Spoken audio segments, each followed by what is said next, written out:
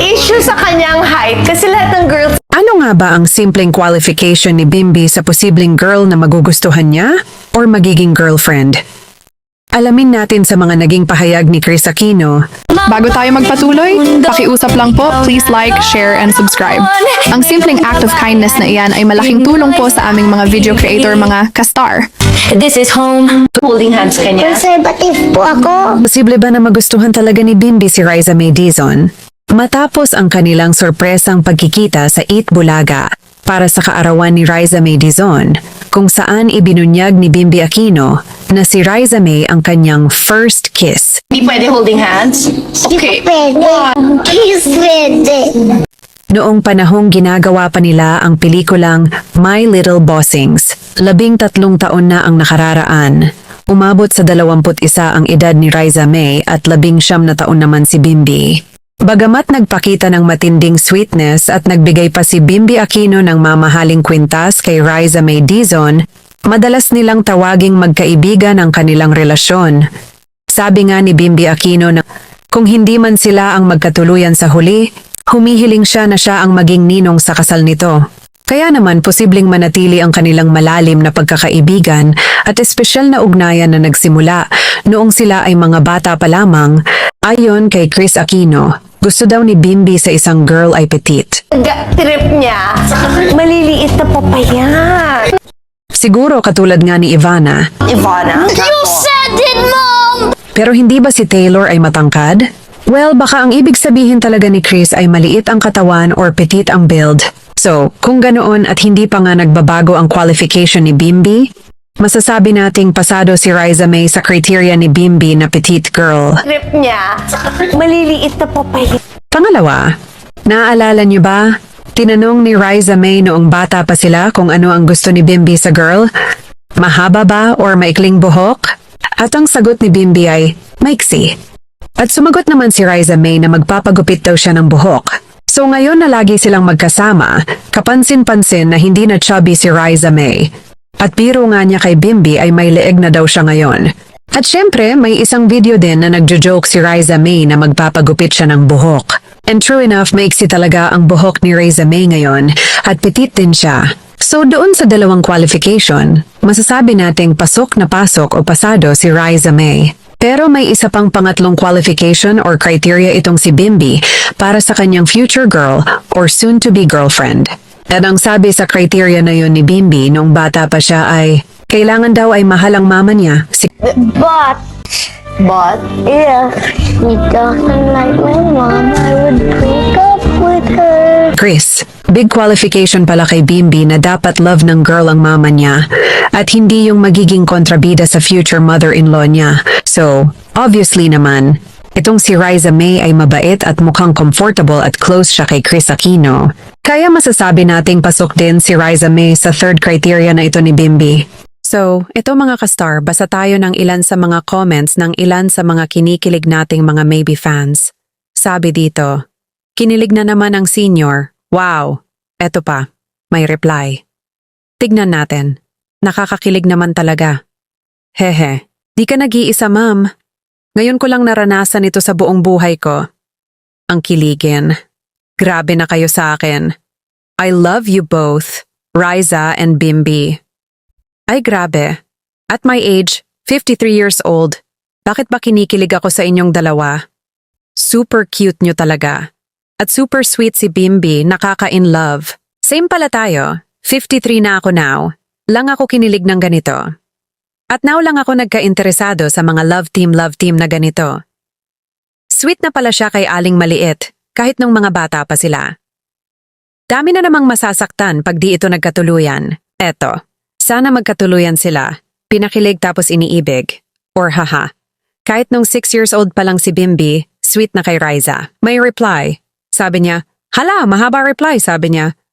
Actually, compared sa mga showbiz pieces at Porma, malayo sila. But one thing for sure, they are so close to people's heart because of their genuinity, in a sense, in loving nature. As shown by how Riza helping mom and siblings out of poverty, in Bimbi for Ma'am Kris, whose health is not so well, and a special brother. I know they can act and will succeed in their chosen career. Nawawala ang stress ko kapag napapanood ko kayong dalawa.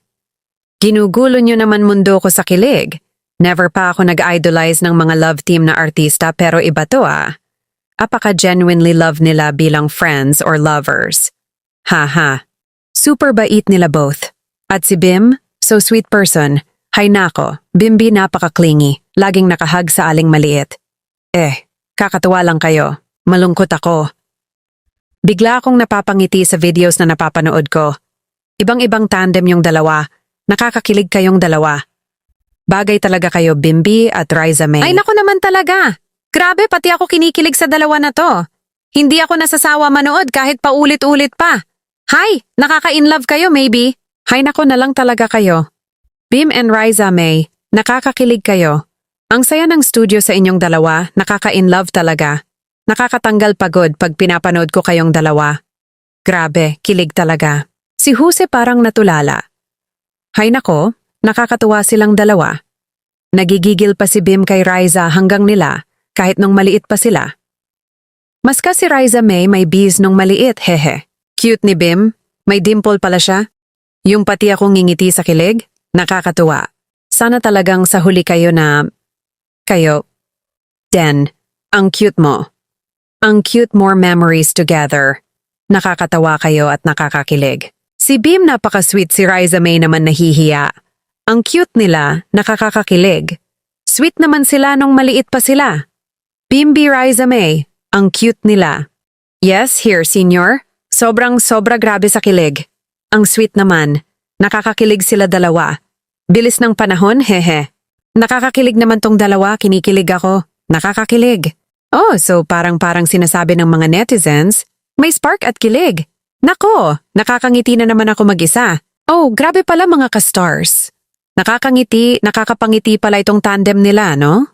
O yan, pare-pareho mga ka-star, natutuwa, kinikilig, napapangiti. Meron pa manifest natin yan, sila na magkatuluyan. Kilig match? Cute nila? Wow, nice ang love team nila. Grabe magpakilig Riza and Bim mula noon hanggang ngayon. Invested na ako sa maybe.